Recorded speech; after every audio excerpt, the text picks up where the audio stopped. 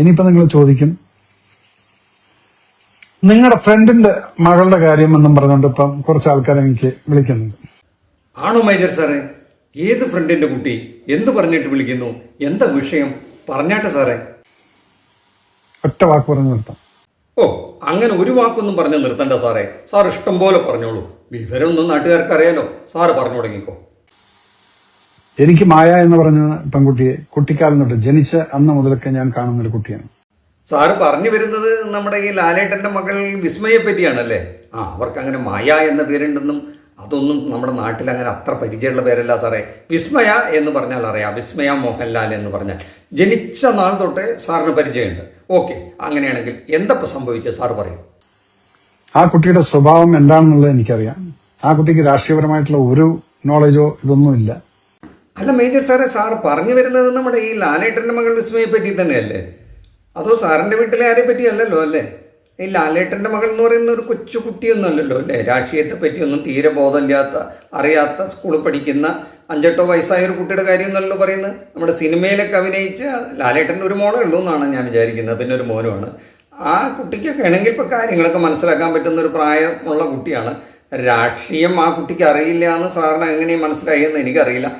എന്നാലും അതിനെ വിശദമാക്കി എന്ന് പറഞ്ഞാൽ ഞങ്ങൾ ബോധ്യപ്പെട്ടോളാം. സാർ പറഞ്ഞാലും. വളരെ ഹ്യൂമെയിൻ ആയിട്ടുള്ള, കുട്ടിക്കാലം മുതലൊക്കെ ഏതെങ്കിലും ഒരു അനിമൽ, ഒരു നാൽക്കാലി, ഒരു പട്ടി, സ്ട്രേ ഡോഗിനെ പോലും കണ്ടു കഴിഞ്ഞാൽ അതിന്റെ പിറകിൽ കരഞ്ഞുകൊണ്ട് നടന്നിരുന്ന ഒരു മായനെ ഞാൻ കണ്ടിട്ടുണ്ട്. ആയിക്കോട്ടെ, വിസ്മയ്ക്ക് പട്ടികളോടൊക്കെ വലിയ സ്നേഹമായിരുന്നു, വളരെ എമ്പതി ആയിരുന്നു, അവരെ വലിയ ഇഷ്ടമാണെന്ന് സാർ പറയുന്നതല്ലേ? അതും ഈ വിഷയവും തമ്മിൽ ഇപ്പോൾ സാർ പറയുന്നത് ഇവിടെ ഇപ്പോൾ പറയാനുണ്ടായ കാരണം എന്താണ്? പറയൂ.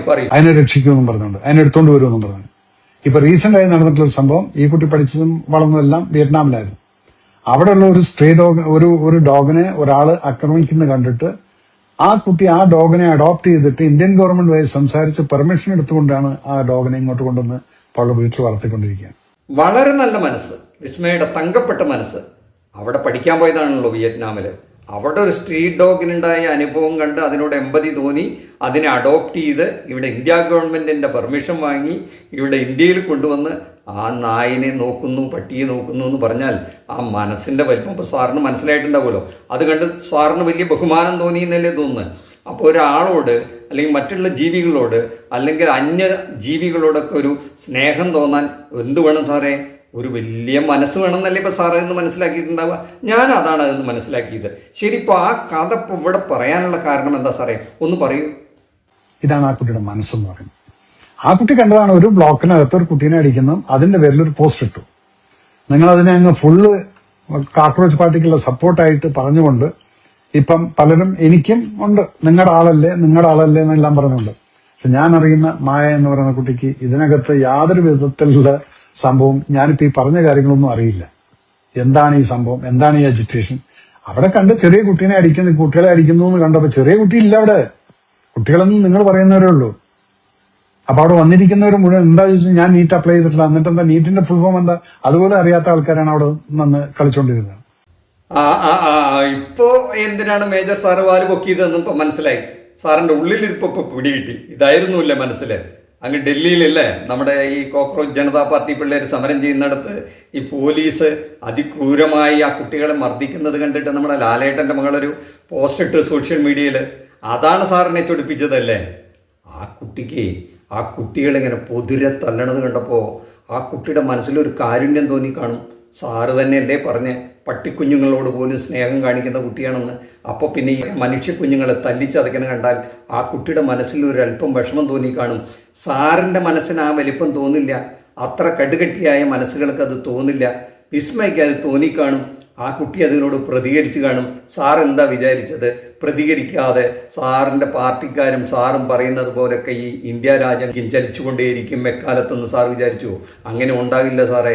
സാറ് വിചാരിക്കുന്നത് ലാലേട്ടൻ സാറിൻ്റെ പാർട്ടിയോട് അനുഭാവം കാണിക്കുന്നവരാണ്, അതുകൊണ്ട് അദ്ദേഹത്തിൻ്റെ കുടുംബവും എക്കാലത്തും സാറിൻ്റെ പാർട്ടിക്കാരും അതിനോട് അനുഭാവം കാണിക്കുന്നവരാണെന്ന് സാറ് വിചാരിക്കരുത്. വിസ്മയുടേതായ രാഷ്ട്രീയം ഉണ്ടാവും. ആ കുട്ടിക്ക് ആ കുട്ടിയുടേതായ ഒരു രാഷ്ട്രീയം ഉണ്ടാവില്ലേ, കാഴ്ചപ്പാടുണ്ടാവില്ലേ? അത് ആ കുട്ടി തുറന്നു പറഞ്ഞു കാണും. അങ്ങനെ പറയണം. ലാലേട്ടൻ എന്തെങ്കിലും താങ്കളുടെ പാർട്ടിക്കാരനാണെന്ന് ഇതേവരെ എവിടെയും പറഞ്ഞതായി നമ്മൾ കേട്ടിട്ടില്ല.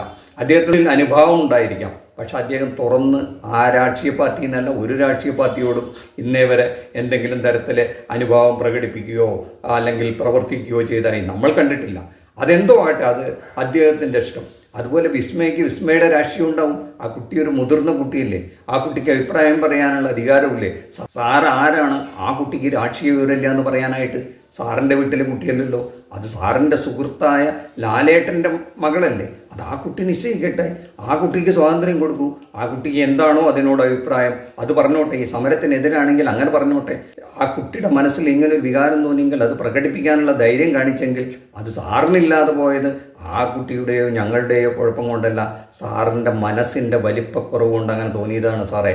ഇനിയും ആ കലിപ്പ് വല്ലാതെ ഉണ്ടല്ലേ, ഇനി എന്തൊക്കെയുണ്ട് ആ മനസ്സിൽ, അതും കൂടെ ഒന്ന് കേട്ടു നോക്കട്ടെ. അതുകൊണ്ട് അതിനെക്കുറിച്ചിട്ട് ഇത്രയേ ഉള്ളൂ. ആ കുട്ടിയുടെ ആ ഒരു വികാരമാണ് അവിടെ പറഞ്ഞിരിക്കുന്നത്. അതിനകത്ത് ഇത്രയും വലിച്ചു നീട്ടേണ്ട കാര്യം ഉള്ളതായിട്ട് എനിക്ക് തോന്നിയിട്ടില്ല. അതിനുശേഷം പിന്നീട് കാര്യങ്ങൾ പറഞ്ഞ് മനസ്സിലാക്കിയാൽ ഞാനിതുവരെ സംസാരിച്ചിട്ടില്ല. പലതും മനസ്സിലാക്കി കഴിഞ്ഞാൽ അത് മനസ്സിലാവുന്നതുമാണ്. അതിൽ കൂടുതലൊന്നും എനിക്കിതിനെക്കുറിച്ച് സംസാരിക്കാനില്ല. എന്തായാലും നന്നായി. ഇനി ഇതിൽ കൂടുതൽ അതിനെപ്പറ്റിയൊന്നും പറഞ്ഞ് വഷളാവാൻ നിൽക്കണ്ട. ലാലേട്ടൻ്റെ മകളല്ലേ, എന്തെങ്കിലും പറഞ്ഞു കൊടുക്കാനുണ്ടെങ്കിൽ അത് അദ്ദേഹം പറഞ്ഞു കൊടുക്കും. താങ്കൾ അദ്ദേഹത്തിൻ്റെ സുഹൃത്ത് മാത്രമല്ലേ, അല്ലെങ്കിൽ അച്ഛൻ്റെ സുഹൃത്ത് മാത്രമല്ലേ താങ്കൾ ആ കുട്ടിയെ രാഷ്ട്രീയം പഠിപ്പിച്ച് ആ കുട്ടിയുടെ രാഷ്ട്രീയം ഇന്നതായിരിക്കണം എന്ന് പഠിപ്പിക്കാൻ നിൽക്കണ്ട. ആ കുട്ടിക്ക് ചില ബോധ്യങ്ങളുണ്ടാവും, അതാണ് അതിൻ്റെ ശരി സാറേ. സാറിൻ്റെ രാഷ്ട്രീയ ബോധ്യം സാറിൻ്റെ സ്വാതന്ത്ര്യമാണ്. ഇന്ത്യയിൽ ഓരോ മനുഷ്യനും എന്ത് രാഷ്ട്രീയ ബോധ്യം വെക്കണം എന്നുള്ളത് അവരവരുടെ രാഷ്ട്രീയമാണ്. സാർ ഈ കുട്ടികളെ കളിയാക്കുന്നുണ്ടല്ലോ. നമ്മുടെ രാജ്യത്ത് ഈ കഴിഞ്ഞ ഒരു 4-5 വർഷമായിട്ട് ദേശീയ തലത്തിൽ നടക്കുന്ന എല്ലാ പരീക്ഷകളിലും ക്രമക്കേടുകളുടെ കൂത്തരങ്ങാണ് നടക്കുന്നത്. ക്വസ്റ്റ്യൻ പേപ്പർ ലീക്ക് എന്ന് പറഞ്ഞാൽ ഒരു അങ്ങാടിപ്പാട്ടാണെന്ന് സാറിനറിയാം. എത്ര കുഞ്ഞുങ്ങളാണ് ആത്മഹത്യ ചെയ്യുന്നത് ഈ പരീക്ഷയുടെ ടെൻഷൻ കാരണം. 2024 ഈ ഇതേ നീറ്റ് പരീക്ഷ വലിയ കോലാഹലമുണ്ടാക്കി.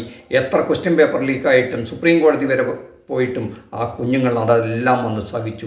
അതിനുശേഷം തുടരെ എത്രയെത്ര പരീക്ഷകളാണ് ഈ വിധത്തിൽ ക്വസ്റ്റ്യൻ പേപ്പർ ലീക്കായി ഓരോ കുട്ടികളുടെയും ഭാവി തുലയ്ക്കുന്നതെന്ന് സാർ അറിയോ? ഇവർ കഷ്ടപ്പെട്ട് പഠിച്ച കുട്ടികൾ റാങ്കിൽ പിന്നിൽ പോകുകയും ഒരു ക്വസ്റ്റ്യൻ പേപ്പർ ലീക്കായി കിട്ടി അത് വെച്ച് ഏറ്റവും മുന്നിൽ റാങ്ക് കിട്ടി സർക്കാർ ചെലവിൽ പഠിക്കുന്ന ഒരവസ്ഥയുണ്ടാകുന്നതിനെപ്പറ്റി സാറിന് മനസ്സിലാകില്ല. സാറിന് നീറ്റ് എന്നതിൻ്റെ അർത്ഥം എന്തായെന്ന് പോലും അവിടെ വരുന്നവർക്ക് മനസ്സിലായിട്ടില്ല എന്നല്ലേ? മനസ്സിലാകണ്ട സാറേ. അതിൻ്റെ ഒരു ധാരണ ഉണ്ടായാൽ മതി. എല്ലാ ധാരണകൾ വെച്ചാലും നിങ്ങൾ ചെയ്യുന്നത്, നിങ്ങളുടെ പാർട്ടിക്കാർ ചെയ്യുന്നത് കൊടിയ അഴിമതിയാണ്. അതിന് കൂട്ടുനിൽക്കുകയാണെന്നുള്ളതാണ്. അതിന് പരിഹാരമുണ്ടാക്കണമെന്നാണ് ഈ യുവജനങ്ങൾ പറയുന്നത്. അവരുടേതാണ് ഈ നാളത്തെ നമ്മുടെ ഇന്ത്യ.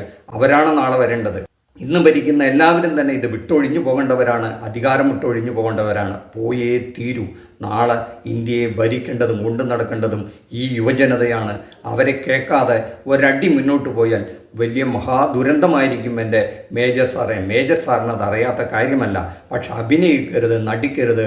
അതിൻ്റെ പേരിൽ ഈ വിസ്മയ എന്ന കുട്ടിയുടെ മേൽ കുതിര കയറരുത് എന്ന് മാത്രമേ പറയാനുള്ളൂ.